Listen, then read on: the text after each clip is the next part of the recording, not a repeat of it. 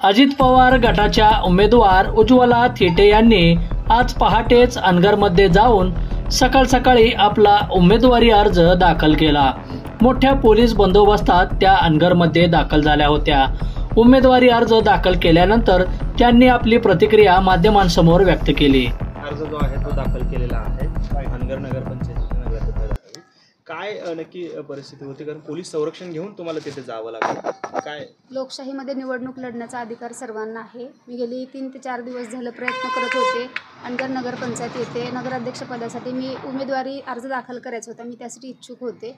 पण गेली 4 दिवस झालं मला ते उमेदवारी अर्ज दाखल करता येत नव्हता, कारण रस्त्याने सगळे ट्रॅक्टर्स, वेगवेगळ्या गाड्या, वेगवेगळ्या रस्त्याने माणसं काही उभा केलेली होती, त्यामुळे आम्ही तिथे जाऊ शकत नव्हतो। आणि पोलीस संरक्षण 2-3 मी मागत होते तर मला पोलीस संरक्षण दिलं जात नव्हतं। मी कालही प्रयत्न केला तर एक 10 ते 15 गाड्या माझ्या मागं परत पाठलाग करत होत्या।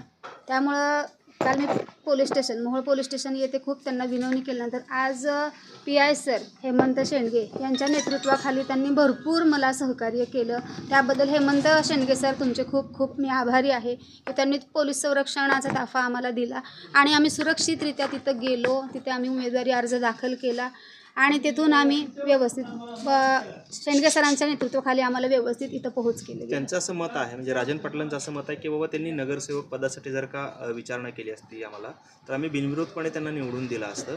मात्र हा सगळा पब्लिसिटी स्टंट जो आहे तो त्यांनी केलेला आहे, अशा पद्धतीचं त्यांनी उत्तर दिलेलं आहे। पब्लिसिटी स्टंटचं काय, तसं त्या मानानं जर पाहिलं तर माझा प्रभाग 4 नंबर जरी म्हणलं तर तो अनुसूचित जातीसाठी पडलेला होता। मग मी तिथून नगरसेवक कसे होणार होते? आणि दुसऱ्या त्या वॉर्डमधून जर मी भरायचं म्हटलं माझ्या वॉर्डमधून तर मला सूचक आणि अनुमोदक कुणीही नव्हते। नगरसेवकासाठी 2ची गरज असते। माझा मुलगा एकटाच सूचक आहे, नगराध्यक्षपदासाठीच्याच इच्छुक मी होते, नगरसेवकासाठी नव्हतेच। त्यांचं असं म्हणणं आहे तुमची जर इच्छा असती तर गावातलं कोणीही माघार घेतली असते आणि आम्ही त्यांना पाठिंबा देऊन मग त्यांनाच म्हणणं तसं आहे तर त्यांनी प्रत्येकाला मुलगी सून वगैरे म्हणतात ना, तर मलाही मुलगी म्हणून स्वतःच्या सुनेचं घेतलं असतं त्यांनी अर्ज माघार आणि मला द्यायचं होतं नगराध्यक्षपद। नगरसेवक का, मी पण पाटलाची होते ना, मला नगराध्यक्षपद द्यायचं होतं त्यांनी मुलगी समजून। त्यांचं असं म्हणणं आहे की गावात कुठलीही दहशत नाही आहे, लोकशाही पद्धतीनं सगळा गावचा कारभार चालतो। त्यांचं तसं म्हणणं आहे तर आता ते गेली 2 वर्ष झालं ते काय आहे ते तुम्हाला माहिती आहे, तर ते सांगणं काय उचितच नाही ना।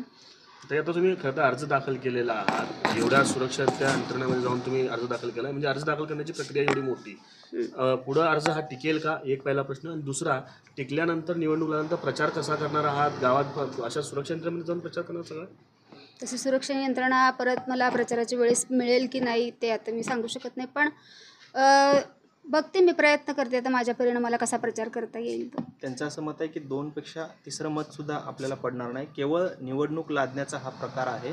आणि त्यांनी उमेश पाटील असतील किंवा अजित पवार यांच्यावरती ठपका ठेवलेला आहे की यांना या गावामध्ये दंगल घडवायची किंवा गुन्हे घडवायचे, म्हणून अशा पद्धतीने ही निवडणूक लादली आमच्यावरती तुमच्या माध्यमातून। आता राष्ट्रवादी काँग्रेस पक्षाचे राष्ट्रीय अध्यक्ष अजितदादा पवार आणि प्रदेशाध्यक्ष सुनीलजी तटकरे आणि सोलापूर जिल्ह्याचे जिल्हाध्यक्ष राष्ट्रवादीचे उमेशदादा पाटील यांच्याकडे मी 5 ते 6 दिवसापूर्वी मागणी केली की मी तुमच्या पक्षाकडून उमेदवारी अर्ज मागू इच्छिते। मग ते म्हणले ठीक आहे आम्ही देतो। मग त्यांना तो पक्ष एकतर ते म्हणतात की शिस्तीचा पक्ष नाही आहे। आता ज्या शिस्तीचा पक्ष आहे तिथं गेले, मग त्यांची शिस्त कशी होती की एका विधवा महिलेला 4 ते 5 दिवस झालं ते अर्ज भरू देत नव्हते। आणि मग गुंडगिरी कुठं आहे, दंगलशाही कुठं आहे ते मी बोलणं उचित नाही, ते खूप मोठे व्यक्ती आहेत। आता तुमचे ठीक आहे, तुम्ही फॉर्ममध्ये तुमचा अर्ज समजा वैध झाला तर प्रचारामध्ये तुम्ही काय मुद्दे मांडणार त्या अनगरच्या लोकांसमोर, काय तुम्ही मुख्य उद्दिष्ट त्या लोकांना सांगणार, काय म्हणून मतं मागणार? सर्वप्रथम तर मी महिलांबाबत बोलणार, कारण महिलांबाबत होत असतात अन्याय अत्याचार। काही महिला उघडपणे बोलून दाखवतात, काही महिला बोलून दाखवू शकत नाहीत, त्या आतमध्ये कुचल्या जातात। पण काही मी असा प्रयत्न करेन की महिलांना उघडपणे बोलता यावं। आणि दुसरं झालं तर माझा भरपूर तिथे शेतकरी वर्ग आहे, शेतकरी यांच्या मी खूप समस्या सोडवण्याचा प्रयत्न करेन। आणि शिक्षणाच्या बाबतीत जसं माझ्या मुलाचं जरा थोडंफार झालेलं आहे तसं इतर मुलांच्या शिक्षणाच्या बाबतीत काय होऊ नये ही दक्षता मी घेईन. तुम्ही महिलांचा विषय म्हणला, तुम्हाला त्या ठिकाणी अनगरच्या महिला ज्या आहेत त्या फुलं देण्याचा प्रयत्न करत होत्या. त्यांचं मत असं होतं की अनगरमध्ये महिला सुरक्षित आहेत, त्यांनी तुम्हाला फुलं देण्याचा पण प्रयत्न केला आहे. काय त्या महिलांनी मला फुलं देण्याचा प्रयत्न केला, मी त्यांचा खूप आदर करते, पण ताई थोडीशी मी तुमची माफी मागते, कारण आम्हाला जरा थोडीशी विनंती केली गेली होती की थांबायचं नाही मॅडम, पटकन आपण जायचं पुढं, असा आम्हाला आदेश होता. त्यामुळे आम्ही त्यांचा स्वीकार करू शकलो नाही, त्याबद्दल दिलगिरी व्यक्त करते. नाही, पण अर्ज टिकेल असं वाटतंय तुम्हाला आता या क्षणाला? आता आपण तर बघा कायदेशीररित्या प्रत्येक जे प्रक्रिया होती ती तर मी पूर्ण केलेली आहे. आता त्याच्यामध्ये जर काय गहाळ वगैरे झालं, काय चूक तर होईल असं आम्ही केलेलंच नाही आहे. आता ते व्यवस्थित केलं आहे, बघ आता निवडणूक अधिकारी ठरवतील आता ते. बंधुप्रेम न्यूज चॅनलला लाईक, सबस्क्राईब व बेल आयकॉन दाबायला विसरू नका. धन्यवाद.